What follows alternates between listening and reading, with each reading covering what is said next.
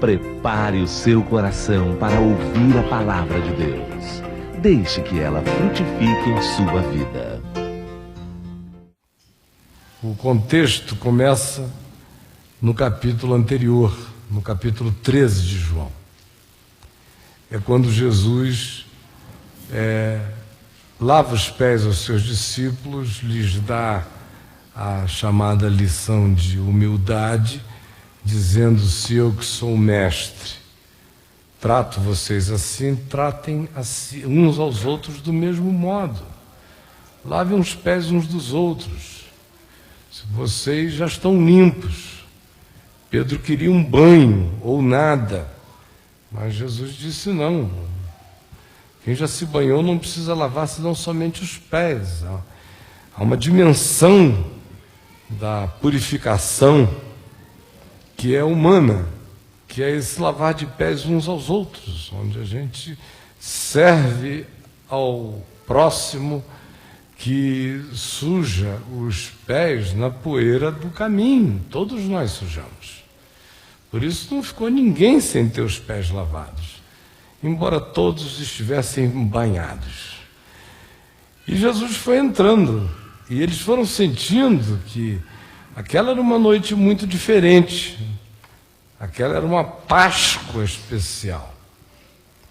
Eles já tinham vivido ocasiões bem marcantes, viradas de páginas, naqueles 3 anos de convívio com Jesus, mas de uma maneira inexplicável eles pressentiam que havia uma sombra sobre aquilo tudo e que alguma coisa iria acontecer, uma nova dimensão iria aparecer.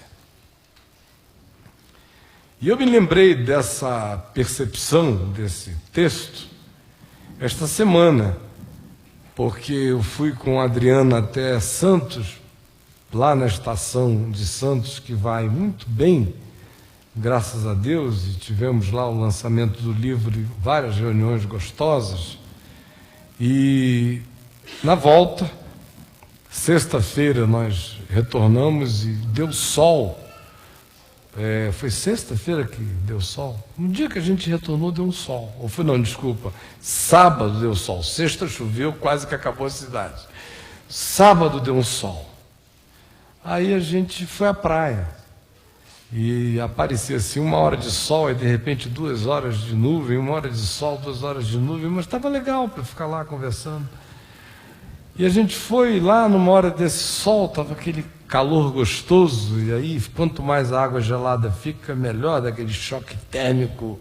Tá! Aí eu falei, e estava um mar bom, e a água que costumeiramente fica suja depois das tempestades, não estava bem limpa. E eu fui, quando eu vou andando para lá, vendo assim aquele céu azul, aquele mar, eu me abstraí da ilhazinha que tem à direita, assim mais para o lado forte, e aí você só vê o oceano mesmo, né? Me lembrei da minha primeira imagem daquele lugar, a primeira vez que eu vi o mar foi ali, com 10 anos de idade, a nostalgia que eu senti, a ruptura que aquilo significou, como deixar o Amazonas foi assim, um parto a fórceps que fizeram na minha alma como criança, uma coisa horrível, um descolamento, uma sensação de ficar igual um balão, sem estar amarrado a nada, e a tristeza do que me cercava na família. Enfim, eu olhei para aquele mar, e aí depois eu esqueci essa emoção, e aí fiquei pensando no significado do mar, do que ele já significou para a humanidade, depois no que está acontecendo com ele hoje, do que nós já sabemos sobre o mar hoje. E aí foi a hora que eu entrei na água, a espuma começou a vir, aquela coisa gostosa, e o sol e tudo. E aconteceu algo que no último ano, umas 3 ou 4 vezes me aconteceu, de uma forma muito forte. Uma sensação estranha, indescritível, que não dá para dizer se é 1 segundo, é um frame de segundo, o tempo que é, mas é. E eu, de repente, me senti assim como quem saía de mim, olhava aquilo todo, e eu disse para mim: estranha essa dimensão, tem coisas tão lindas nela, e tem tanta coisa horrível. E eu estava tão fora e vendo tudo, que eu levei um susto com a percepção do que estava acontecendo, e mergulhei logo para ver assim.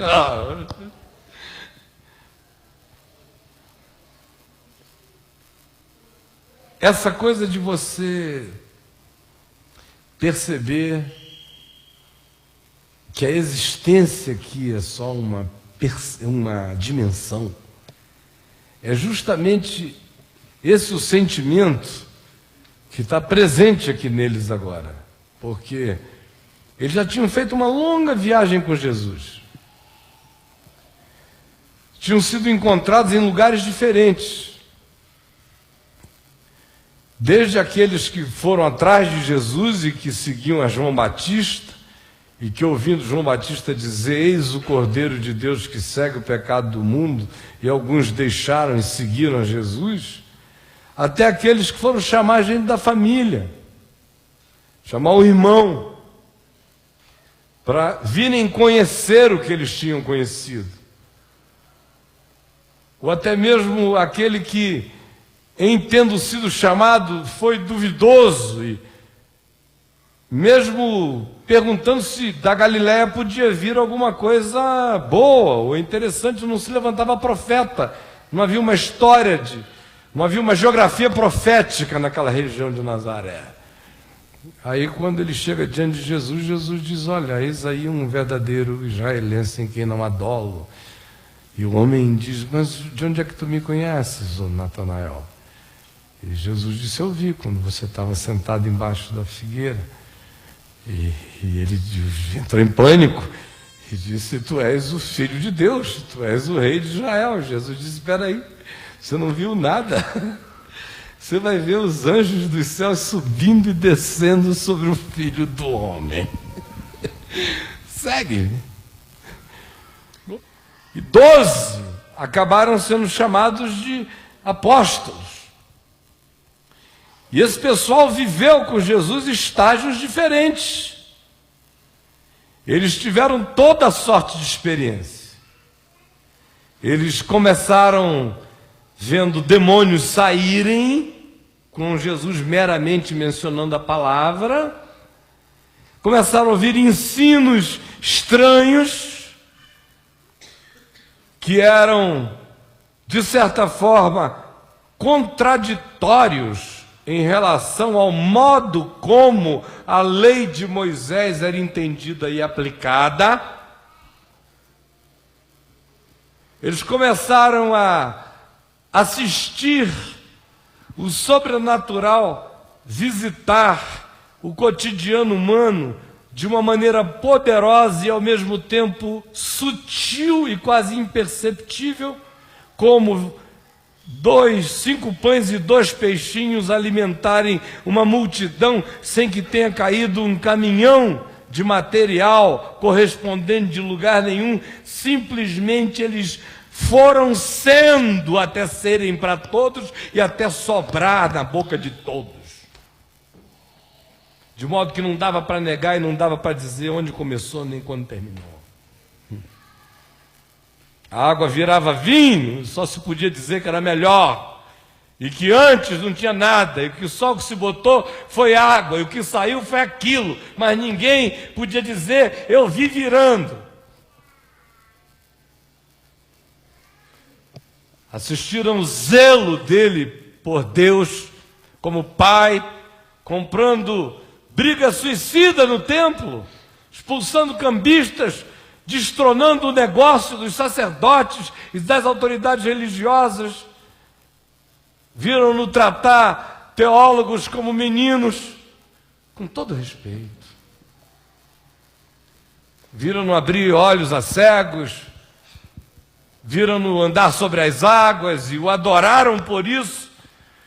Viram-no apaziguar ventos e ondas e disseram: quem é este, que até ventos e ondas lhe obedecem? E já impressionados com o fato de que até os demônios saíam gritando, dizendo que ele era o Cristo. No caminho para Cesareia de Filipe, em sendo perguntados acerca da opinião pública sobre ele mesmo, Jesus, ouviu dos discípulos a afirmação de que tinha todo cerca de assunto e papo rolando. Tinha gente dizendo que ele era Jeremias, que tinha voltado. Outros achavam que ele podia ser Elias, ou um dos profetas, ou mesmo João Batista redivivo. E ele disse: mas vós, quem dizeis que eu sou? E Pedro disse: tu és o Cristo, o Filho do Deus vivo. Para logo a seguir, após ouvir que aquilo era revelação de Deus, porque por ele mesmo ele não compreenderia, seria impossível ele aceitar que um colega de caminho, por mais poderoso, especial, divino, estranho, absurda e irreparavelmente sábio, humano, bondoso, próprio a si mesmo, fosse Deus. Que, portanto, aquilo era revelação de Deus a ele. Mas isso não impediu a Pedro de ter um ataque de idiotice no segundo adiante. E de dizer a Jesus: olha, essa história aí de que tu vais para Jerusalém, lá vão te pegar e te matar, e te morrer, e essa coisa, de jeito nenhum. Você não vai mesmo. Enquanto eu estiver vivo, essa onda está acabada. Vai ficar aqui. Já é aquela coisa que você não pode dar um pouquinho de autoridade para o discípulo, que ele quer controlar Deus. É um negócio. Só foi dizer: olha, você recebeu uma revelação, ele agora acha que ele recebeu todas. A vocação a idiotice que o discípulo tem é uma coisa extraordinária. Aí Jesus teve que dizer, o mesmo cara que tinha ouvido Jesus acabar de dizer: bem-aventurado és Simão Bar-Jonas, Simão filho de Jonas, porque não foi carne e sangue quem tu revelou estas coisas, mas meu Pai que está nos céus, o ouviu dizer logo a seguir: arreda de mim, Satanás, porque não cogitas das coisas de Deus, e sim das coisas dos homens.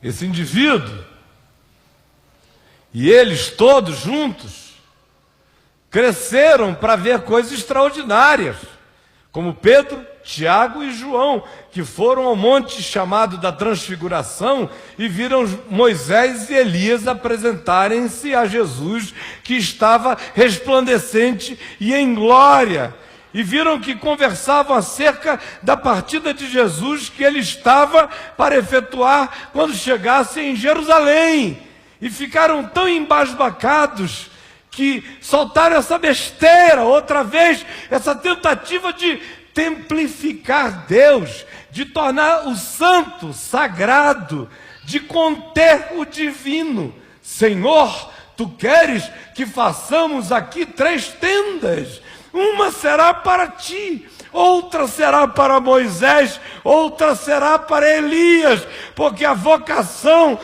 perversa do discípulo é para tentar colocar Deus num container. Aí o texto de Jesus disse, o texto lá diz: eles porém não sabiam o que falavam. Isso porque a Bíblia é polida. Eu diria, eles não sabiam a idiotice que tinham proferido, sabiam o que falavam. Nesta mesma hora uma nuvem luminosa os envolveu, e dela procedeu uma voz que disse: este é o meu filho amado, em quem me comprazo, a ele ouvi. Esses homens tinham atravessado isso tudo, andado sobre águas, bebido vinhos divinos, comido pães inexplicavelmente milagrosos, visto cegos abrirem os olhos, mortos ressuscitarem depois de putrefação de 4 dias, toda sorte de situações. Tinham passado por afirmações, repreensões, tinham se tornado infantis a ponto de babarem de bobeira, com a sua alma trazida para fora e as suas vísceras expostas e depois repostas pelo amor carinhoso de Jesus, que continuou acolhendo-os e afirmando-os. Mas agora, entretanto, esse é o momento final. E eles sentem que tem uma passagem dimensional para acontecer. Tem algo no ar. Não vai dar mais para ter Jesus batendo no braço deles. Não vai dar mais para, na Páscoa, ver quem é que senta mais perto dele. Não vai dar mais para simplesmente andar atrás dele, seguindo onde ele for, a gente vai. Falando besteira, mas a gente segue. Não tem problema. Agora surgiu uma nova era, um novo momento, um novo estado. O que antes acontecia andante do lado de fora, ia ter que se instalar do lado de dentro. Era uma passagem dimensional. Moradas iriam ser estabelecidas. Então João 14, entrando nesse clima, vindo dessa história, chegando nesse momento, na véspera da cruz, que para Jesus era certa, confessada, declarada, abraçada conscientemente, mas para eles era só uma sombra, uma angústia, algo inexplicável, inacreditável, deletado do consciente, feito impensável, transformado em arquivo morto, porque ouviram e não quiseram entender, e agora estão aqui, vivendo esse momento sem querer abraçá-lo, e a nostalgia está presente. Jesus está dizendo: olha, vai chegar uma hora que vocês vão ficar muito tristes, vai ser por um pouco, vocês não vão me ver, depois por um pouco, aí vocês me verão, e aí quando vocês me virem, vai entrar em vocês uma alegria que ninguém vai poder tirar. Mas o momento presente é assim, é como uma mulher que está para dar à luz, que sente dores, porque o filho é para ser nascido, mas uma vez nascido o menino, já nem se lembra mais das dores pela alegria de ter trazido ao mundo um homem. É nesse espírito que João 14 tem que ser lido, e preste atenção, porque Jesus lhes disse: não se turbe o vosso coração, credes em Deus, crede também em mim. Na casa de meu Pai há muitas moradas. Se assim não fora, eu vou-lo teria dito, pois vou preparar-vos lugar. E quando eu for e vos preparar lugar, voltarei e vos receberei para mim mesmo, para que onde eu estou estejais vós também. Senhor, mas nós não sabemos para onde vais. Quer dizer, como saber o caminho? Respondeu-lhes Jesus: eu sou o caminho, e a verdade, e a vida. Ninguém vem ao Pai, senão por mim. Se me tivesseis conhecido, conhecerias também a meu Pai. Desde agora o conheceis e o tendes visto. Senhor, então mostra-nos o Pai. E isso nos basta. Filipe, olha bem para mim. Há tanto tempo estou convosco e não me tendes conhecido. Quem me vê a mim, vê o Pai. Como dizes tu, mostra-nos o Pai. Não creis que eu estou no Pai e que o Pai está em mim? As palavras que eu vos digo, não as digo por mim mesmo, mas o Pai que permanece em mim faz as suas obras. Crede-me que eu estou no Pai e que o Pai está em mim. Crede, ao menos, por causa das mesmas obras. Obrigado, meus irmãos. Aí Jesus prossegue. E o texto que começa dizendo: não se turbe o vosso coração. Vocês não criam em Deus? Antes de eu me encarnar, vocês não criam em Deus? Antes de haver Emanuel, antes de se poder dizer, tu és o Cristo, vocês não criam que Deus era o Deus de Abraão, de Isaac, Jacó, o Deus de todos os homens, o Deus de todos os que o buscam em sinceridade, em espírito e em verdade, o Deus da justiça, o Deus criador de todas as coisas? Credes em Deus? Crede também em mim. É uma passagem. Na casa de meu Pai há muitas moradas. Vocês viveram comigo uma morada aqui, porque o Verbo habitou entre nós e vimos a sua glória, glória como do unigênito do Pai. Agora, ele diz, é hora de deixar este mundo e voltar para o Pai, sabendo que viera do Pai e entrara no mundo, sabia agora que era hora de deixar o mundo e voltar para o Pai. Voltar para outra morada. E era hora desses que tinham andado com ele, em torno dos quais ele tinha feito morada e o haviam seguido, era hora deles darem um salto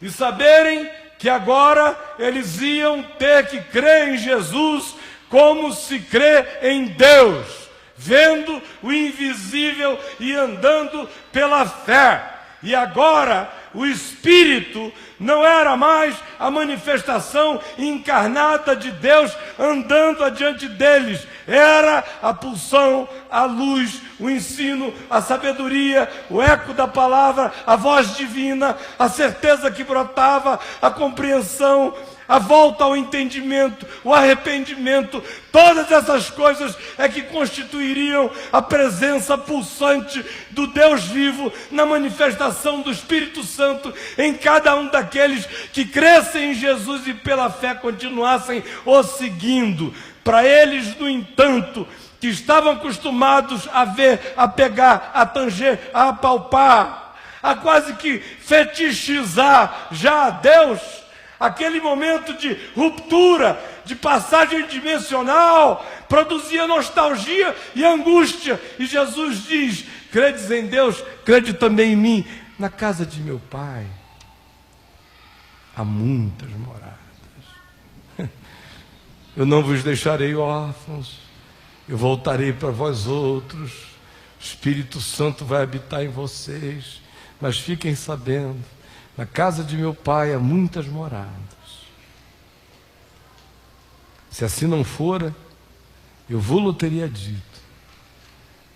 Pois vou preparar-vos lugar. E quando eu for e vos preparar lugar, eu voltarei e vos receberei para mim mesmo, para que onde eu estou, estejais vós também. Essa é a obsessão de Deus. Para que onde eu estou, estejais vós também. Para que onde eu estou, estejais vós também. E ele está voltando. Voltou para cada um daqueles primeiros companheiros, irmãos. Ele está voltando, Jesus volta todo dia. Volta, colhe, arranca botões e leva. Preciosa é a morte do Senhor, e aos olhos do Senhor a morte dos seus santos. Me leva quando a casinha está pronta, quando a morada está feita. A morada de uns demora muitos anos para ser feita, porque a morada que é construída lá é feita com matéria-prima daqui, do ser, do coração. Então, ele vai preparando a morada lá, enquanto constrói e tece a morada aqui. E quando está pronto, ele vem e nos leva para a morada pessoalizada, individuada, apropriada, completamente sua, embutida em você, eterna, feita por Deus para você.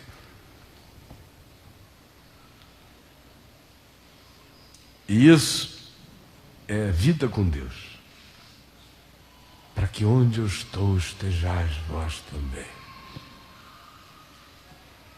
Aí vem a história toda que nós falamos aqui, com a intervenção de Tomé, perguntando pelo caminho, com a intervenção de Filipe, pedindo para que Jesus mostrasse o Pai, e isso bastaria. É interessante, olha aqui para mim. Mostra-nos o Pai, isto nos basta. Jesus tinha acabado de dizer: eu sou o caminho e a verdade e a vida. Ninguém vem ao Pai senão por mim. É o mesmo que tinha já dito antes: eu e o Pai somos um. Ninguém vem ao Pai senão por mim. Aí, se me tivesseis conhecido, conhecerias também a meu Pai. Desde agora o conheceis e o tendes visto. Aí o Filipe disse: então mostra-nos o Pai, isto nos basta. Agora, esse pessoal já estava dizendo que Jesus era o Cristo, o Filho de Deus, dizendo isso tudo, mas ainda faz essa pergunta: mostra-nos o Pai, isto nos basta. Você vê como é um processo tudo. É um processo que não para, que não cessa. Aí Jesus disse: Filipe, lembra? 3 anos e meio ininterruptos contigo, e não me tens conhecido? Quem me vê a mim vê o Pai. Como dizes tu: mostra-nos o Pai? Tu não crês que eu estou no Pai, que o Pai está em mim? As palavras que vos digo não as digo por mim mesmo, mas o Pai que permanece em mim faz as suas obras. Crede-me que eu estou no Pai, que o Pai está em mim. Crede ao menos por causa das mesmas obras. Em verdade eu vos digo: tudo quanto me pedirdes, eu farei. E vai estimulando o coração deles até prosseguir e chegar aqui nesse ponto, no verso 22, aonde Jesus diz a eles o seguinte: se alguém me ama, guardará a minha palavra, e meu Pai o amará, e viremos para ele, e faremos nele morada. Agora olha aqui para mim, por favor. Esse é o texto. Moradas. Moradas sendo feitas por Deus para o homem, e moradas sendo feitas no homem para Deus. Moradas que Deus faz para nós, porque faz morada em nós. Que Jesus está ensinando sobre moradas.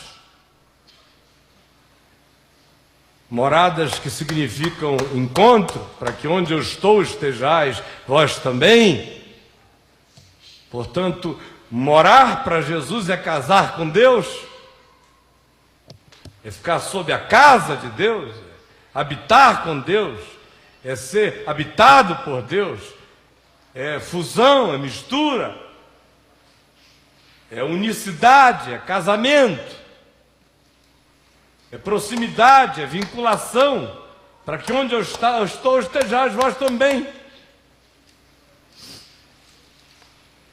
Então, quem pensa nas moradas e tem expectativa nelas, precisa saber que Jesus ensina que essas moradas que estão sendo preparadas e que significam comunhão nossa com Ele e dele conosco, são feitas lá somente quando são construídas aqui. Não se turbe o vosso coração, estou fazendo moradas lá. Aquele que me ama guardará a minha palavra. E eu e o Pai viremos para Ele e faremos nele morada. Há muitas moradas neste mundo. Há muitas dimensões. E todas essas moradas eternas de individuação, de completação do nosso ser em Deus, e o será eternamente. E há essa morada que tem que ser construída aqui dentro de nós, que é habitação de Deus em nós, que é planificação do Espírito de Deus em nós, e que é fruto de se guardar a sua palavra com amor. Aquele que me ama guardará a minha palavra. E eu e o Pai viremos para Ele e faremos nele morada. Aí você quer morada celestial e não sabe que ela é construída no ambiente do seu coração, tecido pela palavra de Deus, pela habitação de Deus em você hoje. Não existe nenhuma morada além que não comece a ser construída aqui e em mim e no meu coração, e desde já e a partir de hoje. Céu e inferno começam na terra. Você vai escolhendo todo dia a sua morada, indicando seus gostos, suas opções, suas prioridades, seus valores, apontando os seus materiais. Quais são as coisas do seu mundo ideal, que às vezes é feito de vingança, de ódio, de competitividade esmagadora, de vontade de controle, de domínio, de empavonamento, de narcisismo incontrolável, ou de burrice crônica e contumaz, ou de dignidades homicidas, ou de direitos perversos.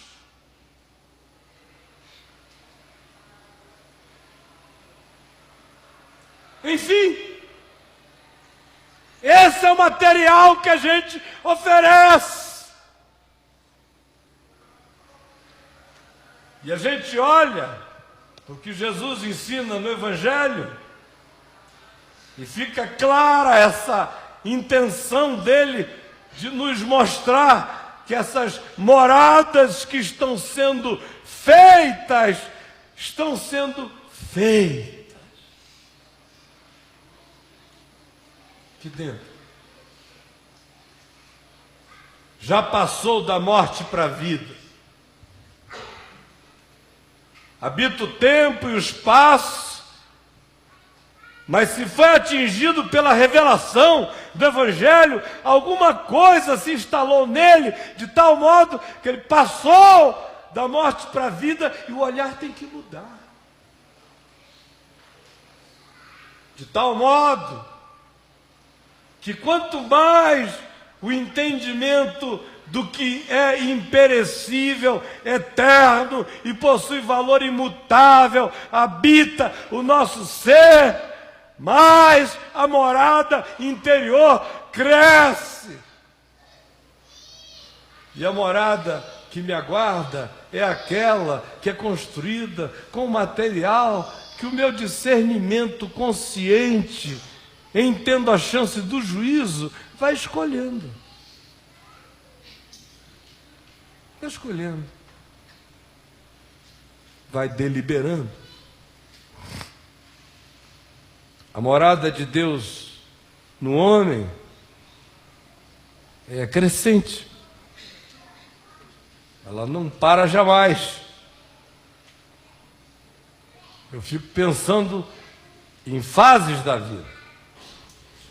Por exemplo, em 1975, final de 74, início de 75,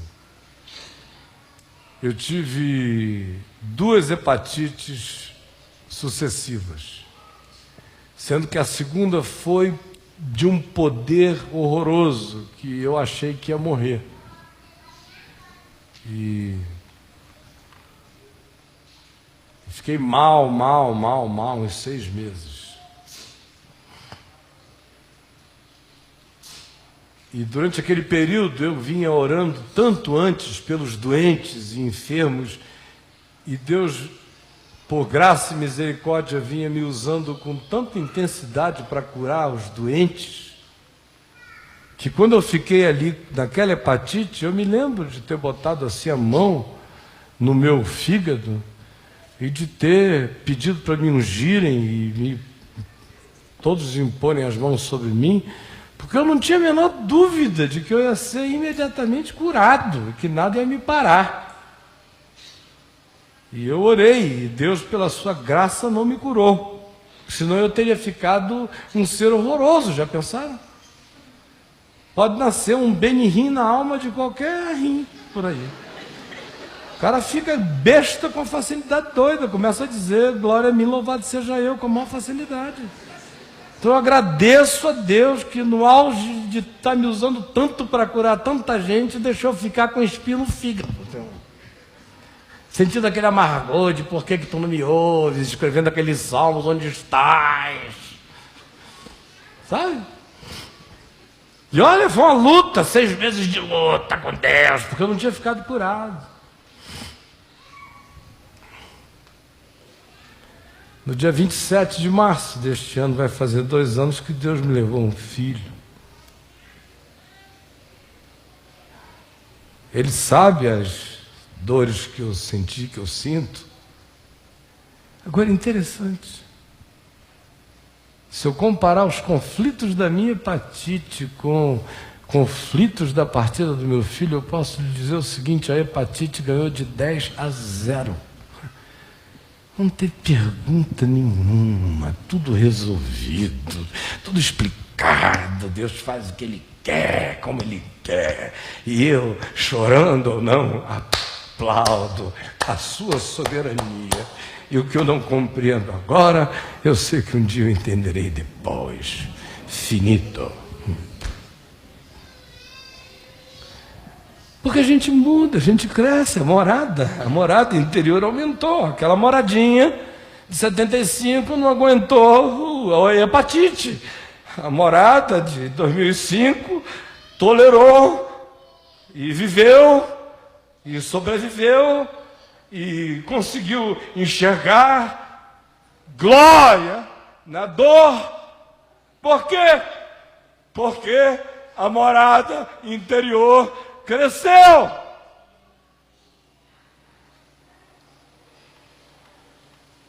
E ela só cresce no processo da vida.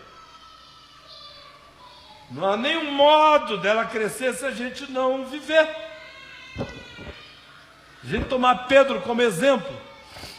O cara ouve, segue, meio relutante, vai aceitando, acolhe Mateus, prossegue na viagem, vai vendo coisas maravilhosas, naufraga, é socorrido, mas não bota o galho dentro, sempre se apresenta, sempre fala, diz coisas maravilhosas, recebe cacetadas, mas aguenta o tranco e prossegue, vai em frente.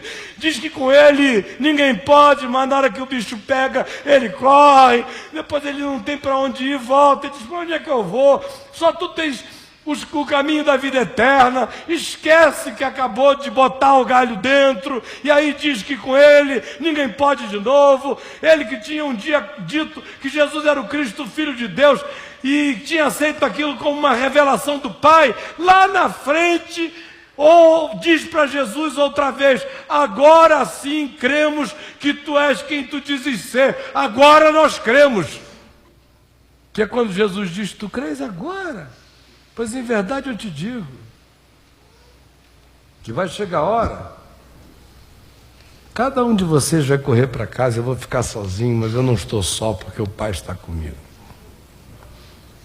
Esse cara vai passando por tudo, nega, chora, se arrebenta, é reencontrado, é perdoado, aceita perdão, levanta, anda, é visitado por chamas de fogo, prega, vê a graça de Deus se manifestar, ao mesmo tempo em que ele se emburrece, teme o templo, os sacerdotes, tem preconceitos contra gentios, aí tem que receber uma revelação de um lençol cheio de tudo que é porcaria, que o judeu estava proibido de comer, e Deus dizendo a ele: pega e come a porcaria, Pedro. Aí diz: essa boquinha aqui não, Senhor, come a porcaria, Pedro, nessa boca nunca entrou coisa comum e imunda, Deus. Come, Pedro. E Pedro quer ser mais santo do que Deus, como todo discípulo quer ser. E aí,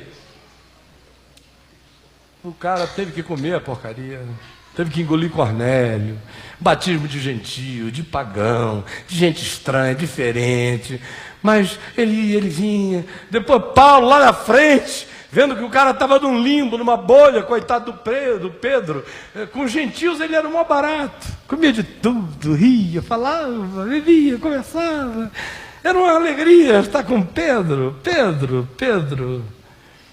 Mas quando chegava com o pessoal de Tiago, ele na mesma hora assumia aquela postura assim, de voz mais impostada: a paz do Senhor, irmãos, como vai? O que e tal. Pedro gostaria de comer aqui uma linguiça calabresa feita ali na região da costa da Itália, sul da Itália. De modo nenhum, eu sou um judeu, eu não como essas coisas. O cara tinha acabado no dia anterior de entrar num cachorro quente de calabresa, lá com os gálatas que não tinha tamanho, comendo de tudo, joelho de porco, língua, não sei o quê. E estava comendo até gafanhoto proibido, qualquer coisa. Não tinha problema, ele sabia, ele já sabia, ele só não tinha peito para bancar. Aí fazia média. Como tem um monte de gente que sabe, mas na hora que chegam os representantes de Tiago, o cara muda na mesma hora. Aí Paulo teve que encarar ele, na presença de todos, e dizer: olha aqui, meu filho, se você é judeu, mas chega aqui, acha mó barato viver como gentio, por que você quer que os judeus, os gentios que nunca foram judeus, passem a gostar dessa coisa horrível, restritiva, que não pode? Se nós já fomos libertos pela graça de Jesus, de toda a lei que morreu com ele, por que você está fazendo essa média ainda? Se fizer essa média, você está negando a cruz de Cristo. Não dá para negociar isso mais, Pedro. Mas é um processo para morar e crescendo e se dilatando. Chegar ao ponto do homem dizer, o nosso irmão Paulo, diz coisas difíceis de entender, as quais os instáveis e corruptos deturpam para a sua própria perversão. Ele não entendia, mas intuía que era verdade e se rendia. E com isso, a morada cresceu.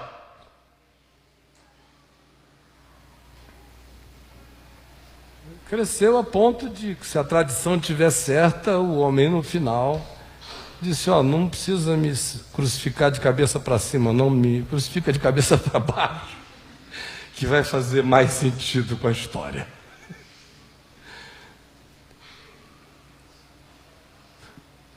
Mas é um processo.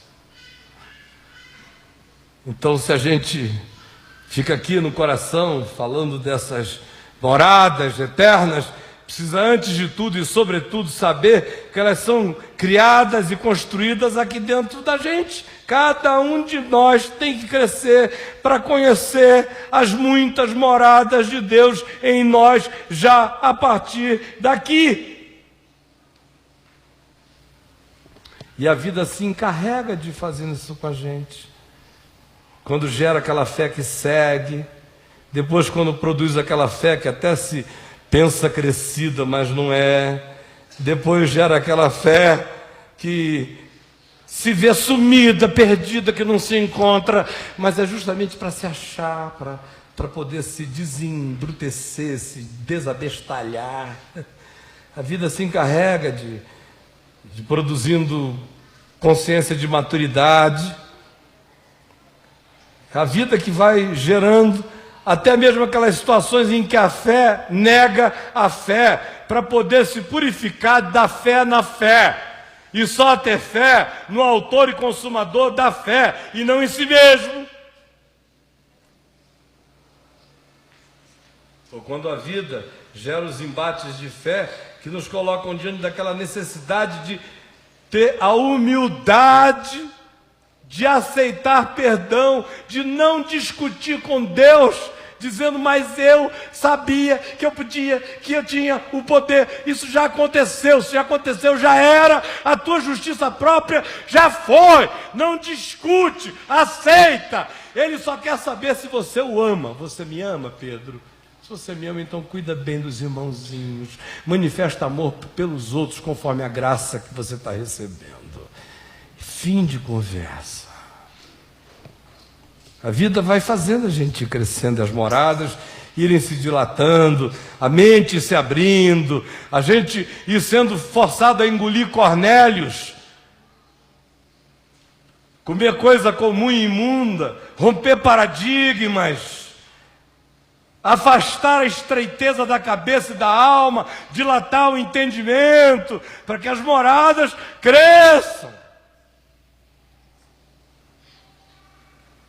Isso vai implicar, ela vai se tornar tanto mais dilatada quanto mais também ela acolha.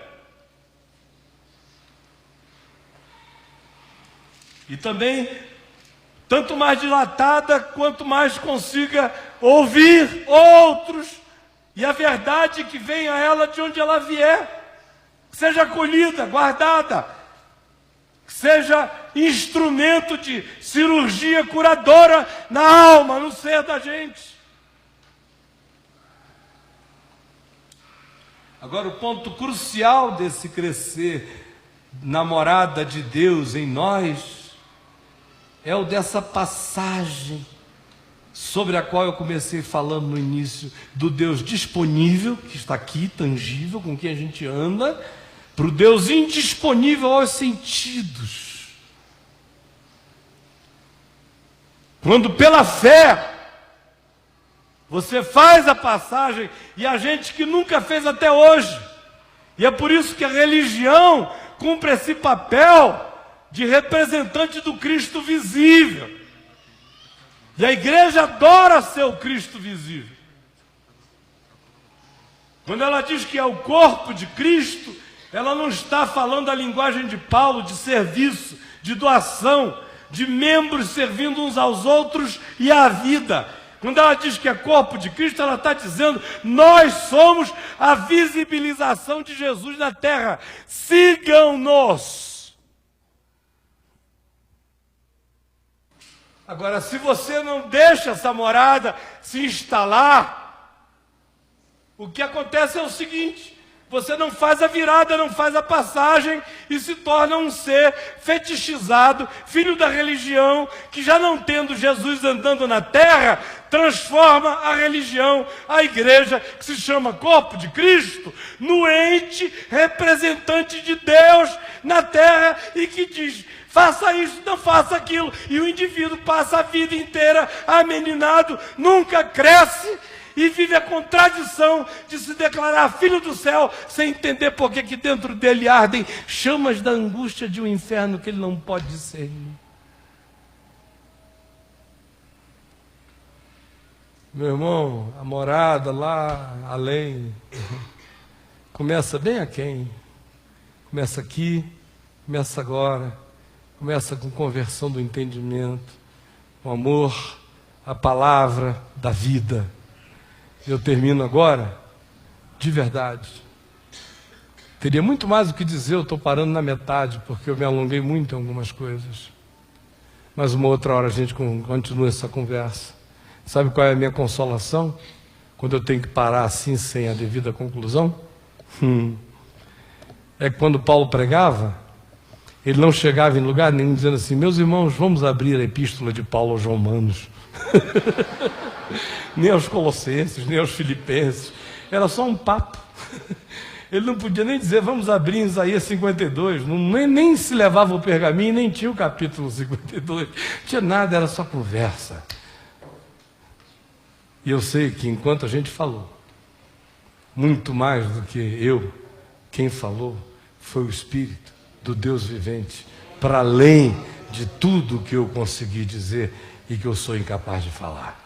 Vamos ficar em pé, todos nós.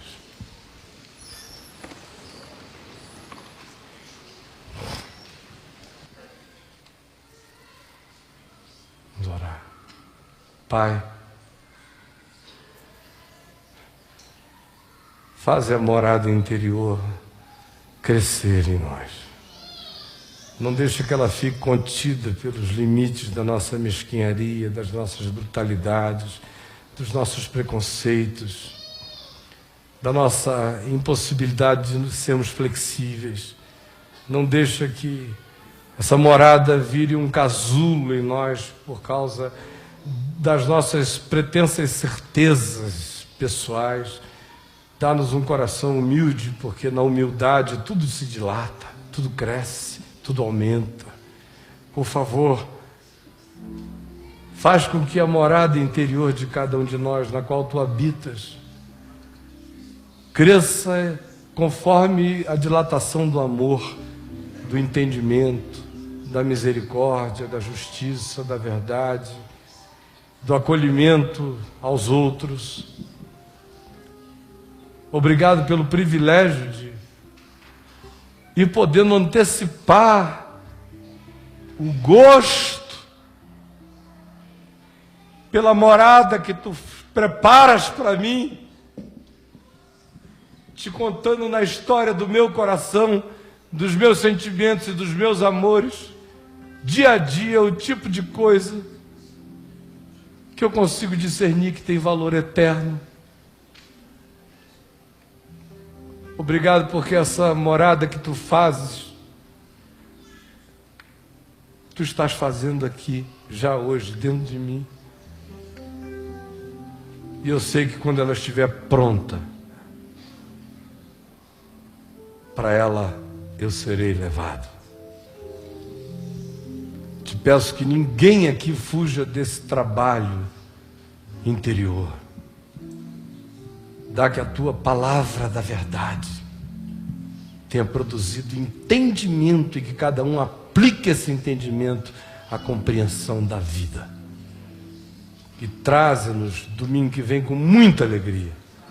E durante essa semana usa-nos para disseminarmos, para irradiarmos, para suarmos, para vazarmos toda essa graça, todo esse entendimento, nos muitos toques e relacionamentos que a gente vem a ter, e dá que sejamos sal da terra e luz do mundo, com simplicidade e dando glória ao teu nome o tempo todo.